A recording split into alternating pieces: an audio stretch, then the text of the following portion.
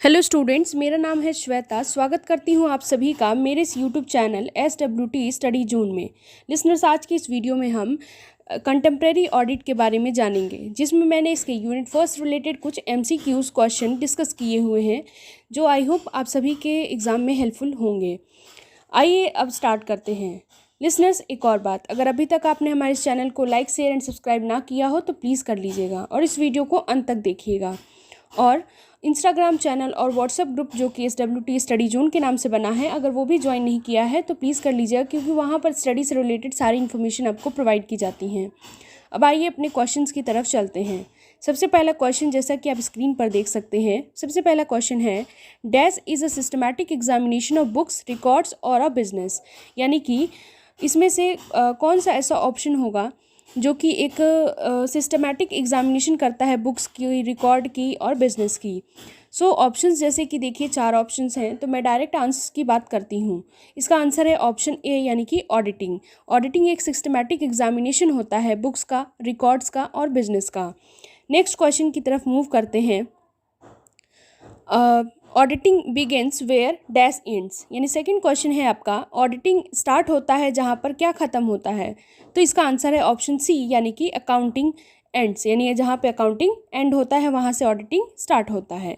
Next question है from which of the following audit is optional, यानी इसमें से कौन सा है जिसमें ऑडिट ऑप्शनल है, यानी कि करो चाहे ना करो। सो पहला है ट्रस्ट, दूसरा है जॉइंट स्टॉक कंपनी, तीसरा है प्रोप्राइटरशिप कंसर्न, लास्ट है नन ऑफ द अबव। तो इसका आंसर है ऑप्शन सी, यानी कि प्रोप्राइटरशिप कंसर्न। नेक्स्ट क्वेश्चन की तरफ मूव करते हैं लिसनर्स। नेक्स्ट क्वेश्चन है ऑडिट मीन्स, यानी ऑडिट का क्या मतलब होता है। तो इसका आंसर है examination of books, accounts, vouchers etcetera. Next question है लिसनर्स, नेक्स्ट क्वेश्चन है आपका preliminary expenses are the best example for, यानी प्रिलिमिनरी एक्सपेंस जो होते हैं वो किसके एक अच्छे एग्जाम्पल माने जाएंगे, कौन से एसेट के। तो ये है आंसर इसका फिक्टिशियस एसेट।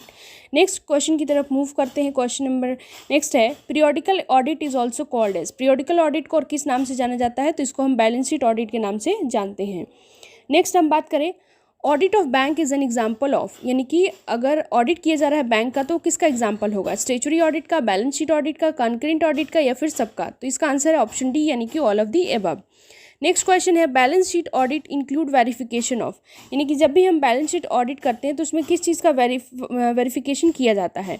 सो इसमें है, इसका आंसर है ऑप्शन डी, यानी ऑल ऑफ दी एबव। इसमें एसेट का भी किया जाता है, लायबिलिटीज़ का भी किया जाता है और इनकम एंड एक्सपेंडिचर अकाउंट का भी किया जाता है।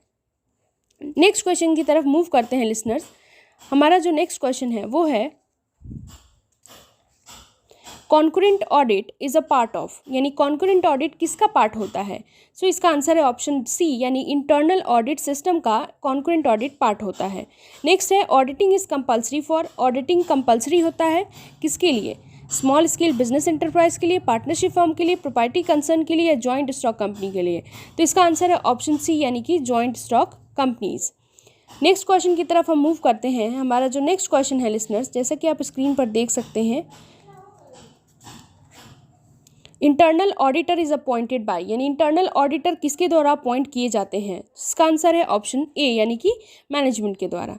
नेक्स्ट क्वेश्चन की तरफ हम मूव करते हैं। अ vacancy caused by resignation of an auditor is filled by dash, यानी कि जो भी वैकेंसी होती है किसी ऑडिटर के रिज़ाइन करने के वजह से, तो वो किसके द्वारा फिल्ड की जाती है। तो इसका आंसर है ऑप्शन सी, यानी कि जनरल मीटिंग के द्वारा। नेक्स्ट है audit programme is prepared by, यानी ऑडिट प्रोग्राम किसके द्वारा प्रिपेयर किया जाता है।